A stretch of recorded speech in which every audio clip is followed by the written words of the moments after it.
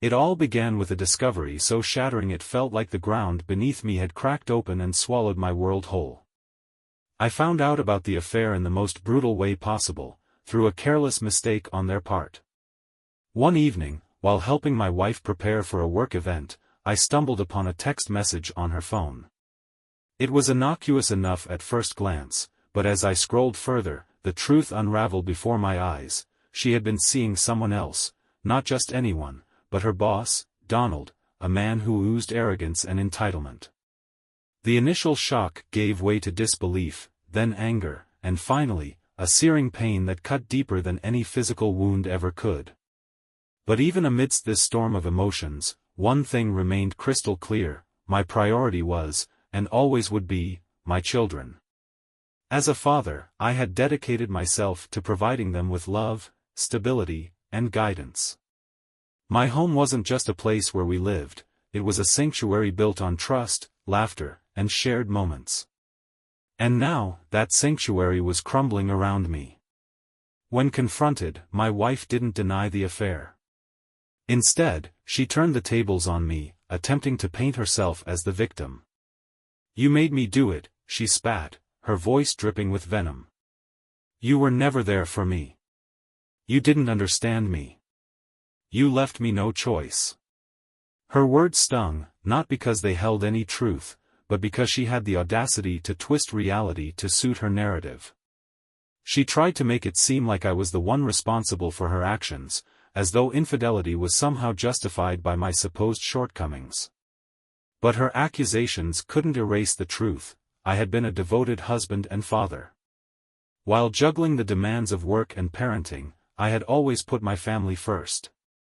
I coached my kids' sports teams, attended every school play and parent-teacher conference, and spent countless weekends creating memories with them.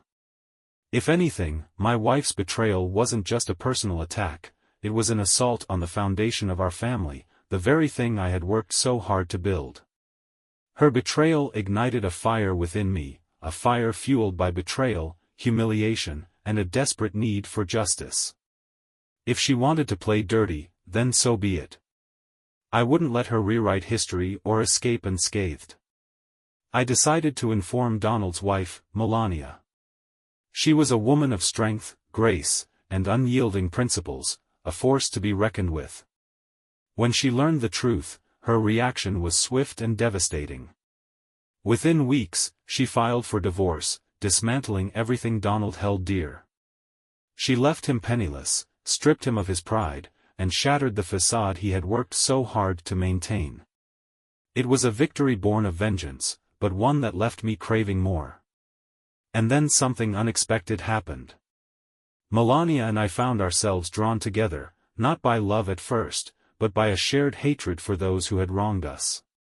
We bonded over late-night conversations filled with venomous laughter and bitter recollections.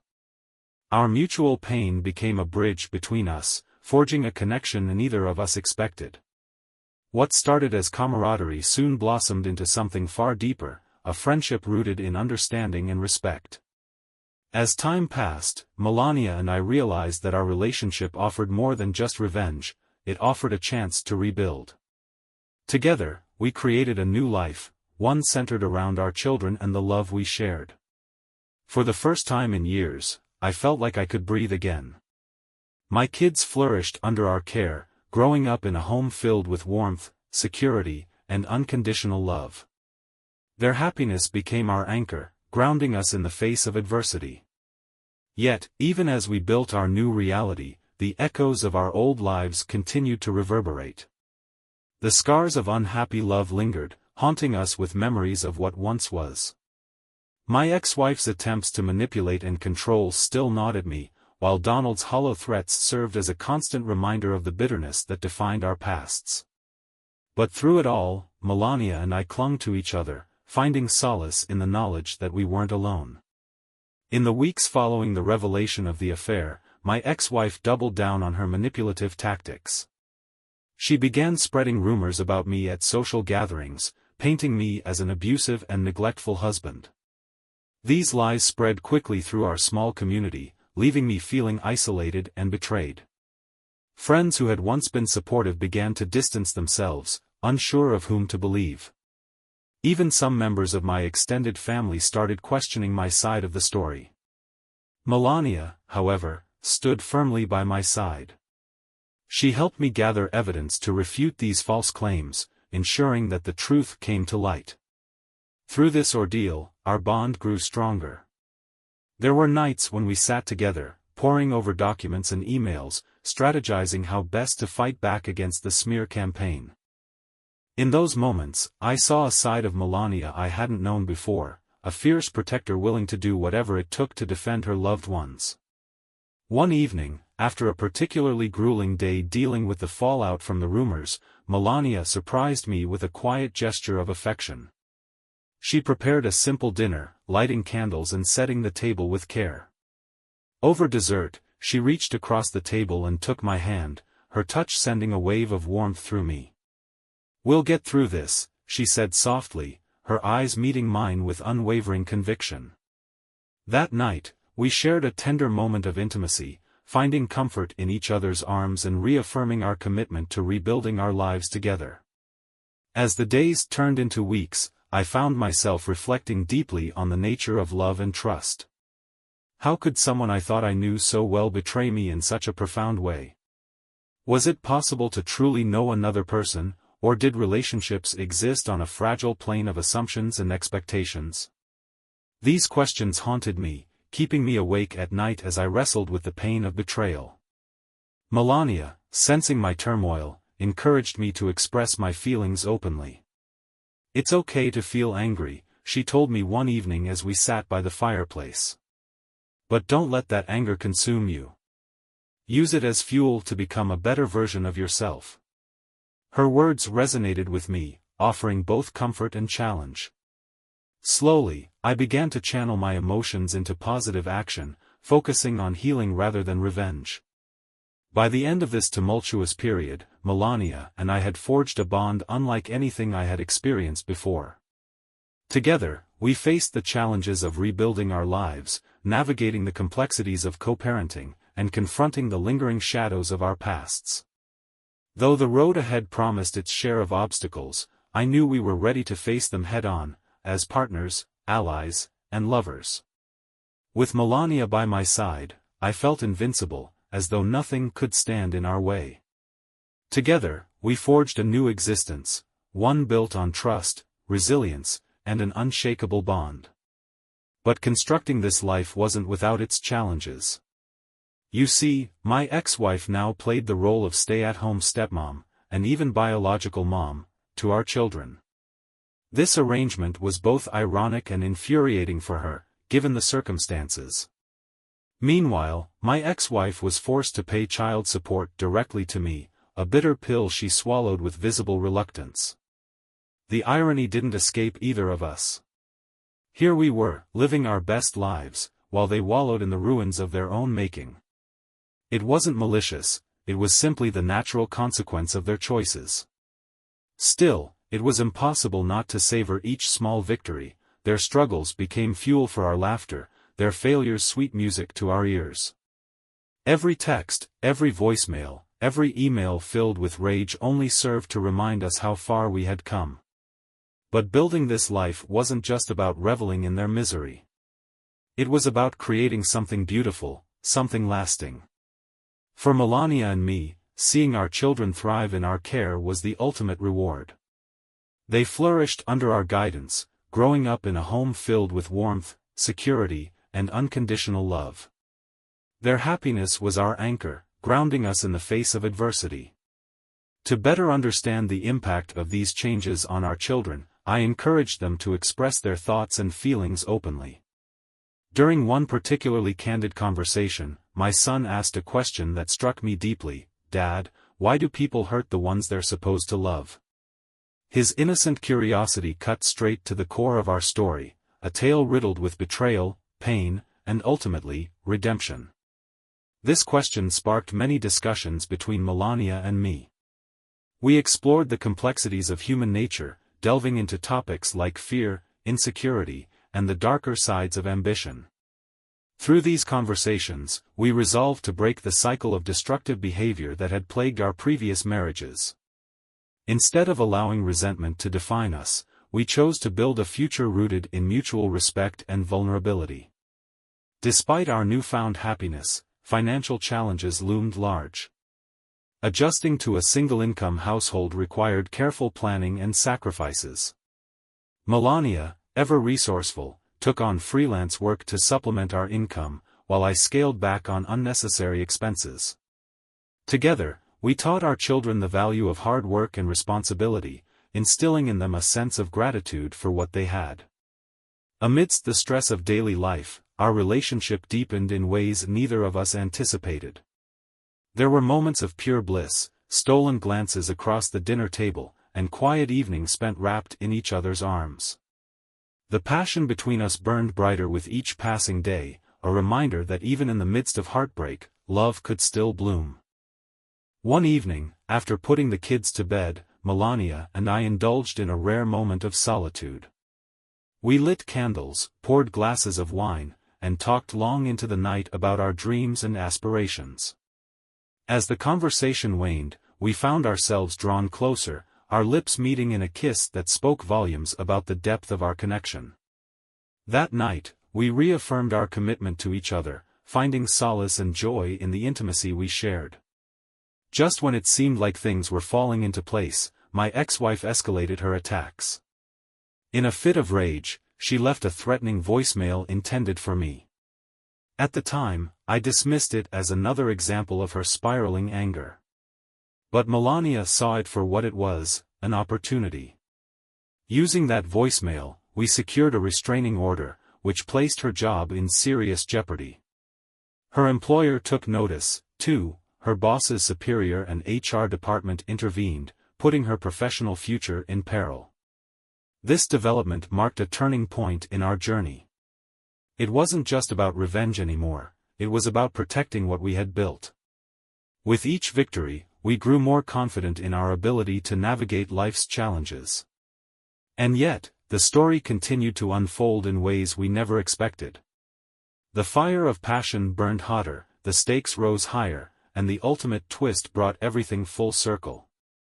As the embers of our past cooled, Melania and I stood tall amidst the ashes of our former lives. Our exes, once towering figures of power and influence, were reduced to shadows of their former selves. My ex-wife, stripped of her dignity and authority, struggled to maintain her composure. Donald, once the epitome of success, was left scrambling to rebuild his shattered empire. And yet, despite their misfortunes, we felt no satisfaction in their downfall. Instead, we focused on nurturing the life we had created together. One evening, as we sat by the fireplace reflecting on our journey, Melania posed a question that stopped me in my tracks. "Do you ever wonder," she asked softly, her voice tinged with melancholy, "if they've truly learned anything from all this?" It was a profound inquiry, one that forced me to confront the larger themes underlying our story. Was this merely a tale of vengeance, or was it something more, a lesson in accountability, resilience, and redemption? In truth, it was both. While our actions had brought our exes to their knees, they had also taught us invaluable lessons about forgiveness and moving forward. Melania and I weren't perfect, we still bore the scars of our pasts, but we had chosen to let go of the pain and build something meaningful instead. That, perhaps, was the greatest victory of all. Donald's descent into ruin provided a cautionary tale about the dangers of arrogance and entitlement. Once a powerful executive, he now struggled to find employment, his reputation tarnished beyond repair. Watching him flounder brought mixed emotions, satisfaction tempered by pity. Melania reminded me that everyone deserves a second chance, even those who have caused harm. Her words encouraged me to view Donald not as an enemy, but as a flawed human being grappling with the consequences of his actions. Through this experience, I underwent significant personal growth. I learned to confront my flaws, acknowledging the mistakes I had made in my previous marriage. This self-awareness allowed me to approach my relationship with Melania with greater humility and appreciation. We supported each other through moments of doubt and uncertainty, emerging stronger and more resilient with each challenge we faced. A pivotal moment in our relationship occurred during a weekend getaway to a secluded cabin in the mountains. Away from the distractions of daily life, we immersed ourselves in each other's company, rediscovering the spark that had drawn us together in the first place. Long walks through the forest, cozy evenings by the fire, and intimate moments of connection rekindled our passion and deepened our bond. On the final night of our trip, we shared a heartfelt conversation about the future. "I never imagined I'd find happiness again after everything we went through," Melania confessed, tears glistening in her eyes. "But here we are, building something beautiful together." Her words moved me deeply, reinforcing my commitment to cherishing every moment we shared. Life, as they say, has a way of surprising you when you least expect it. Just when Melania and I thought we had reached the summit of our journey, a place of peace, love, and newfound happiness, life threw us another curveball. It wasn't an unwelcome challenge, but rather an opportunity to grow even stronger together. After Donald and my ex-wife parted ways, the world seemed quieter for a while. Their constant attempts to disrupt our lives faded into silence, leaving behind a void that was both eerie and strangely comforting. But with their absence came a different kind of. One day, while sorting through some old files, Melania stumbled upon something unexpected, a legal document hidden deep within her ex-husband's financial records. It was a settlement agreement, an attempt by Donald to regain control over assets he had lost during the divorce. The document revealed his desperation to claw back what he believed was rightfully his, despite Melania's rightful claim to those resources. This discovery reignited the flames of anger within us, reminding us that while wounds may heal, scars remain. But this revelation also sparked a renewed sense of purpose. We realized that our battle wasn't just against Donald and my ex-wife, it was about securing our future, ensuring that nothing could ever tear apart the life we had built together. With Melania's sharp mind and determination, we devised a strategy to protect ourselves legally and financially. Together, we hired top-tier lawyers who helped fortify our position, turning any potential threat into an unassailable fortress. Meanwhile, our children continued to thrive under our care. They became the heart of our home, grounding us in moments of uncertainty. Watching them grow filled us with pride and hope. Yet, there were times when the weight of our pasts threatened to overshadow their innocence. Melania and I spent many nights discussing question. Why do people hurt the ones they love? Is it fear, insecurity, or simply a lack of understanding? Or perhaps, it's the darker side of human nature, the part that seeks power, validation, or escape at any cost. Whatever the reason, we resolved to break the cycle. Our relationship, though forged in fire, would not be defined by the same destructive patterns that plagued our previous marriages. Instead, we chose to build something better, a love rooted in mutual respect, trust, and vulnerability. Amidst the stress of daily life, we sought refuge in each other's arms. Nights turned into sanctuaries of intimacy, where whispers of desire intertwined with promises of forever. These moments reminded us that love, in its purest form, was not just a feeling, it was an action, a choice we made every single day. In the final chapter of our story, as secrets were uncovered and truths revealed, Melania and I faced our greatest test yet. But through it all, our bond remained unshaken. Even in the face of betrayal and manipulation, our love endured, growing stronger with each challenge we overcame. The climax of our journey came when Melania received a call from an unfamiliar number. On the other end was none other than Donald himself. His voice, laced with bitterness and defeat, carried a startling confession: he wanted closure.